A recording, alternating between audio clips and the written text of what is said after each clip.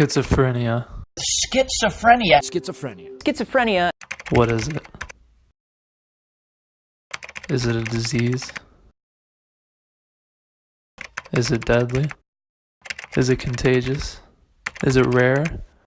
When does it develop? Is there a cure? It is a mental disorder. It is not deadly in itself, but can alter one's rational thinking, so suicide can be one deadly effect. It's not contagious, but research by many, including Judy Versola Rousseau, in her article on cultural and demographic factors of schizophrenia in the International Journal of Psychological Rehabilitation, shows that genetics play a critical role, meaning if a family member has it, you are more likely to. It can develop at near any age, but is commonly developed as a young adult. There is no known cure. This is the kind of information research papers are for, and trust me, I did one. But to truly understand this disease, it's important to associate an emotion with it. Much how numbers in a book don't mean much. 50,000 chickens died last month in a small town for their meat. It means much more if you were to see each of those 50,000 chickens killed instead of just seeing the number and reading about it, which is what I plan to do here with my research on schizophrenia. So in schizophrenics, reality is altered. What is isn't, what isn't is, what can't can, what can can't.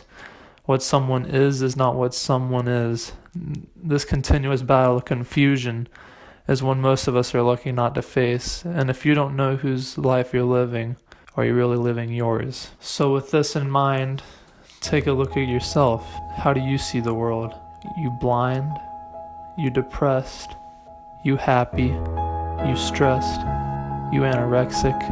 You pretentious? You arrogant? You ignorant? You confused? You excited? You lucky? You blessed? You dope heads? You virgins? You sex crazed? You addicted? You strange? You normal? You complex? You who criticize, you who antagonize, you who prophesize, you who exercise, you civilized, you who analyze, you who brutalize, you who compromise, you who fantasize, you who jeopardize, you who liberalize, you who maximize, you who oversize, you who memorize, you who optimize, you who nationalize, you who ostracize and patronize, you who organize, you who penalize, you who recognize, you who publicize, you who symbolize, you who scandalize, you who terrorize, you who vandalize, you who traumatize, you who sympathize, you whose voices are vocalized, you who kill the butterflies just because you can.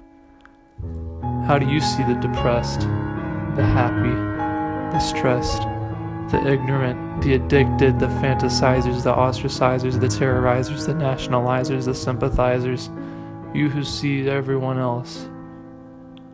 How do you see everyone else? You who looks for everything wrong in the world. Is there not a calmness in realizing there is good as well?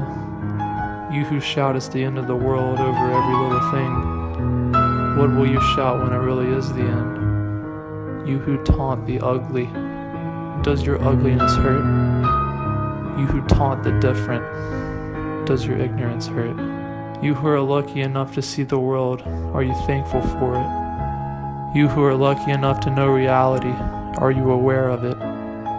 You who are misunderstood, do you understand yourself? You who call for change, have you actually changed yourself? If we are blessed enough to have a healthy mind, why do we intoxicate it? Why do we want a monster to be there when some are born with one? The laughed at, from people or voices in the head, are no different. The confused about sexuality or reality are no different. Those who seek treatment for cancer or for schizophrenia are no different. Those who have difficulty speaking in Spanish or incoherent sentences are no different. We who are given the ability to walk should walk for those who can't. We who have the ability to think should use our minds for those who are brain dead. We who have life should live it for those who no longer do.